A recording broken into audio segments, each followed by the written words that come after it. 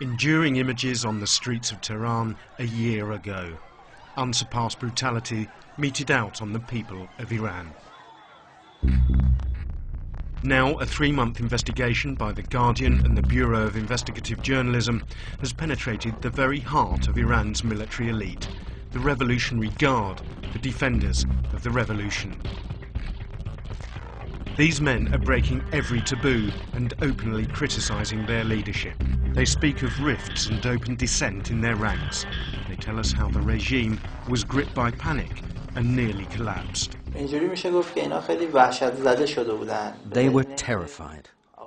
They'd prepared themselves to leave the country and flee to Syria, just in case the regime was to collapse. Khamenei's Airbus 330 was waiting, ready to get them out of Iran. The Revolutionary Guard are the backbone of the Iranian revolution, Khomeini's fighters. It is they who make the laws and enforce them. We've gained unprecedented access to recently defected high-ranking officers who have now turned on the regime. I had the authority to investigate anyone, regardless of their position, whether they were the president, any authority within the country, the head of the judiciary, leader of the parliament, or anyone else. This authority is given to me from the Commission Article 115 of the Constitution, meaning the highest authority in the regime. Yes, we were part of it. And yes, we cannot separate ourselves from it. We didn't want to do it, but due to the pressure we were under, we were compelled to do these things. But the first chance I got myself out of there. I myself was a member of the Revolutionary Guard Besiege Unit 153. The forces knew me well, and I was identified immediately. All these men have defected, fled the regime, now part of an international diaspora scattered across the globe.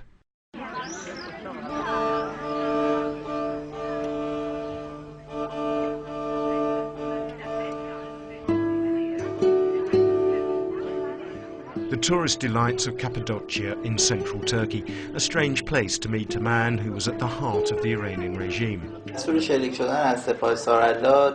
The order to shoot at the protesters was given by Brigadier General Ahmed Vahidi, who is currently the Minister of Defense.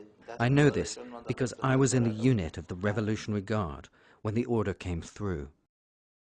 Until 6 months ago, Colonel Mohammed Hussein Torkerman was a card-carrying member of the Revolutionary Guard's Intelligence Division. At the time of the elections last June, he was inside Ayatollah Khamenei's compound, overseeing security logistics for the Supreme Leader, the President, and their offices. Because of my job, every 5 days I would meet with high-ranking officials, like Mr. Ahmadinejad and his ministers. I could see the fear in them all. The fear and panic was obvious. Now an asylum seeker in Turkey with his wife and young son, Colonel Torkerman is wary of mixing with the other Iranian exiles in the small town where they've been placed. He was, after all, until just a few months ago, a loyal son of the regime. He spends most of the day on his computer, connecting with friends and trying to forget. He says he left the regime in disgust.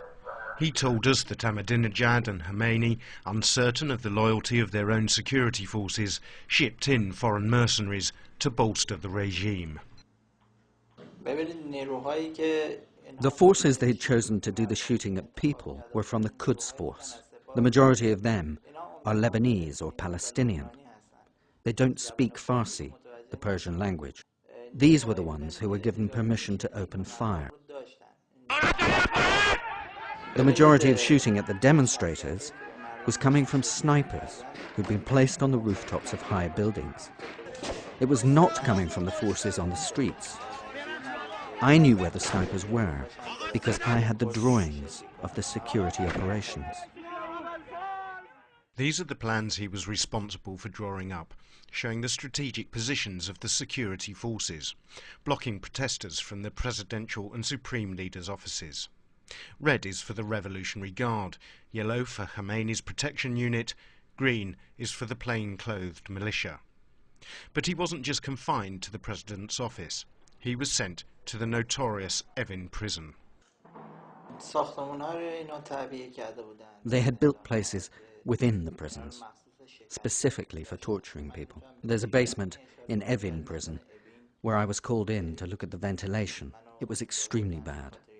Disease was spreading because of the prisoners' open wounds that had been caused by torture. When I was there was this young woman, the daughter of a martyr, whose name I prefer not disclose. I think it would not be right. I remember she grabbed hold of my leg and begged me to ask this man called Yassin, the torturer of Evin prison, to stop hurting her. The situation is extremely bad in Iran. They claim to be a religious state, a government based on religion. Well, I can say right now that God does not exist in Iran. He later told me that she'd been raped. It was seeing the victims of torture firsthand that made him think of leaving.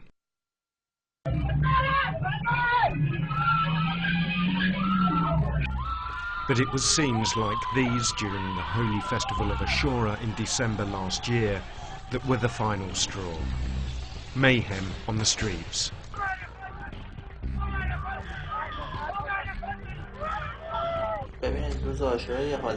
Look, something very important happened here during Ashura. The violence, I think, was very similar to what we'd seen in the days after the June elections. The people were attacking all the government institutions, and the regime was once again unable to stop them. Protesters were even run over by cars. Yes, it's true. The government was nearly overthrown on the day of Ashura. I witnessed this. It was after this that the real reign of terror began. Colonel Turkoman knew that if the regime fell, he would go with it.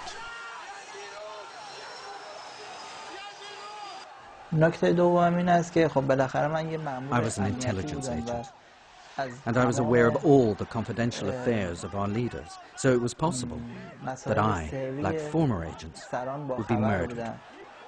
They could kill me too, and so there was no guarantee for my life. This footage was shot by Iranians at extreme risk to themselves. Fed out to the world via the internet, it paints a terrifying picture of Iran over the past 6 months. A country where public hangings have become a favoured method of intimidation. Amnesty International says there have been 115 so far this year. Despite the oppression, Iranians have found new ways to voice their dissent. These images were fed to the internet in the past few days. Here, as Ahmadinejad addresses the crowd, the people heckle him with one word: unemployment. Iran's economy is faltering.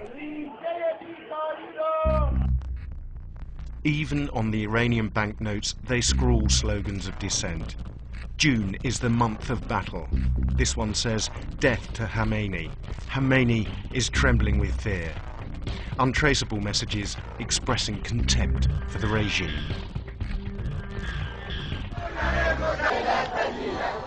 But the students are still defiant. Holding sheets of paper, they hide their faces from the cameras of the regime. This was a demonstration just 10 days ago. Inevitably, it triggers memories of what happened a year ago. There are many young Iranians who will never forget those extraordinary events of June 2009. A mix of anger and hope, buoyed by a new sense of freedom as they massed in the streets.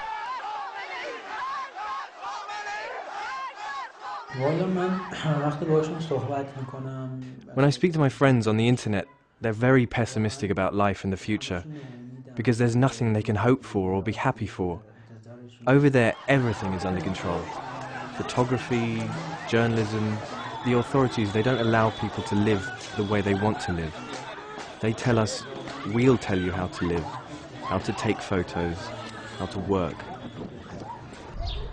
Javad Moghini was on the streets during those days. Now he's had to leave Iran, seeking refuge in Turkey because of the photos he took. They're